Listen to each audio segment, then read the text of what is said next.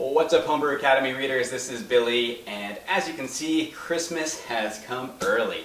Yes, I finally got a Grainfather. Gotta get yourself something for Christmas, right? Because let's be honest, there's a good chance that you're not gonna like everything you get from other people. So I wanted one of these since our beer writer Jason James got his and posted his video. If you haven't seen that, I'll link to it in our article. Gotta check that out. It's a great video.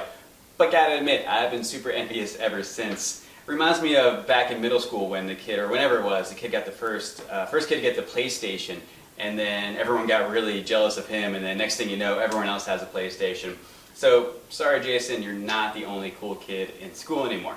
Alright, I am dying to tear into this thing, so I'm going to do that in just a sec, but first I gotta comment on something, and it's this. This is the entire brewery. This is it. This is the whole brewery. Not the fermenter. This is the hot side of the brewery. But this is it. It's just this one box. And I'm so blown away by that because if you guys remember, if you've been following me for a while, you probably remember my Brutus 10 brewery, the last one that I put together. And yeah, it's a 3-vessel system and it's very compact for a 3-vessel system. But the size difference is incredible. I'll show a picture of it. Look at that compared to this. This is a single vessel system, and these are all the rage these days, and it's great for people that don't have the room for a bigger brewery, and I'm just kind of shocked at how far homebrewing has come in terms of the technology. So, alright, time to grab a knife and tear into this.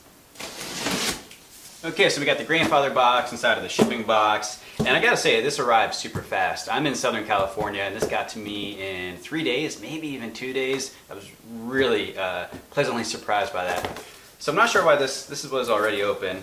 Not exactly sure why. I did order one of those jackets for it, those insulated jackets, so maybe that's why. We'll see if that got included. Hopefully it did. Got the instruction manual. We got, I think this is the handle.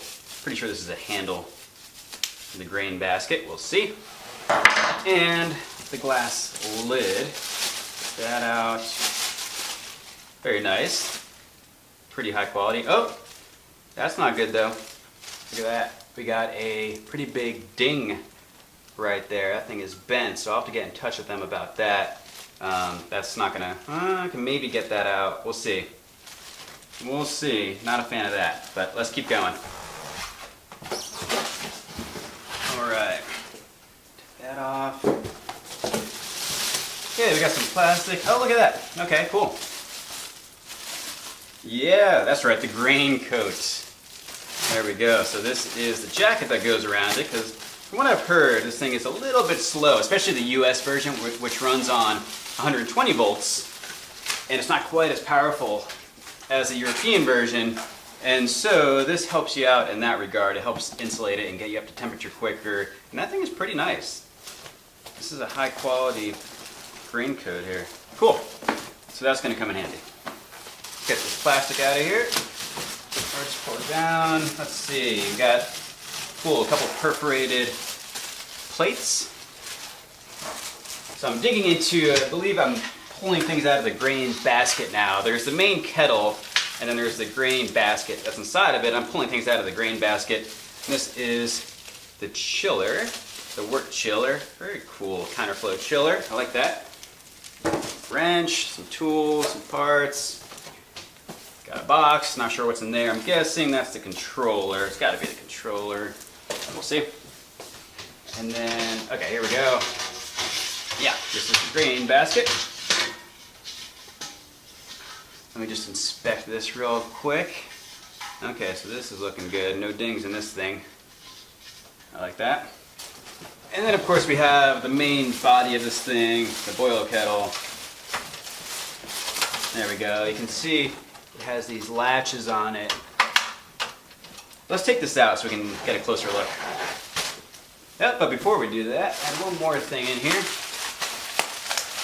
See what this is. I think this is, let me grab my knife.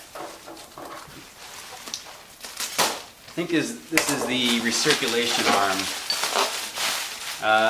Yeah, that's what that is. So we'll take a look at this separately. Alright. We're going to look at the main body of this thing last, so let's go through everything else first.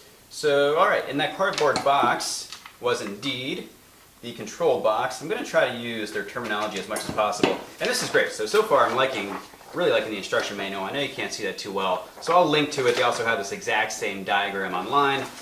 It's the Grainfather anatomy. I'm not going to go through every single piece because there are 43 of them. I'll just go through the main ones though. So we have the control box, that was in that cardboard box, and then what was also in there was the filter. Take that out. You can see that. Yeah, that is filter. And that's going to hook up, that goes right before the pump to keep things out of the pump. And then there's a lot of stuff in here in this bag. I'm not going to go through every single one. Yeah, this is basically the entire assembly for, what do they call it, the discharge pipe. So this is what you use to pump the wort and to recirculate it. You already saw the glass lid with the little ding on it. That goes on top. And this is indeed a handle. They call this the inner basket lifting handle. We have two perforated plates. One that's going to go on the bottom of the mash, one that's going to go on the top. And then we have these silicone gaskets. What do they call it? Plate seal. Bottom perforated plate seal, top perforated plate seal. I read that there's a little trick to these, so we'll come back to that in a sec here. And then, of course, we have the chiller. And that's the whole thing right there. This is very compact. We have the grain basket here, and this is what those plates will go into.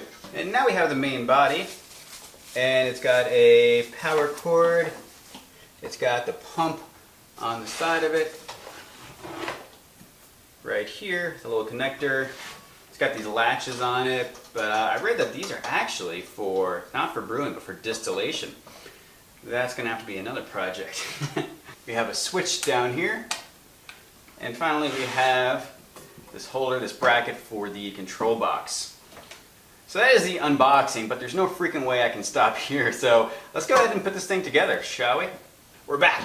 And you may notice the wardrobe change here. Kind of a funny story. I was testing out the faucet adapter that hooks up to the counterflow chiller, and my elbow hit the handle, and let's just say that that shirt is in the dryer right now. Good times. I wish I caught it on camera. Anyways, this was pretty easy to put together. I followed the directions exactly. You don't need any specialized skills. You don't need to be a handyman. I certainly am not. But you just follow these, and it took me less than 30 minutes. I only ran into two little snags. Actually, this first one wasn't a snag because I did a little bit of research beforehand, and I knew that this was going to be a pain in the ass. So this one, there's two of these perforated screens. One goes on top, one goes on the bottom. I got the one inserted into the bottom here. It's on the bottom of the grain basket. And the key to getting that in, what happens is when you try to put in that screen with the silicone gasket around it right here, if you put it in and this thing is dry, it'll just roll right off the side like it's kind of doing right now, like that. So I read on a couple of websites, the key is to get it wet. So what I did was I stuck this whole thing in the shower, I got the basket wet, and then I took some Star Sand and I rubbed it on the silicone itself, and then I put it in kind of sideways like this, and once I got it to the bottom, I just kind of pressed it, and I got a nice seal here. So that was just fine.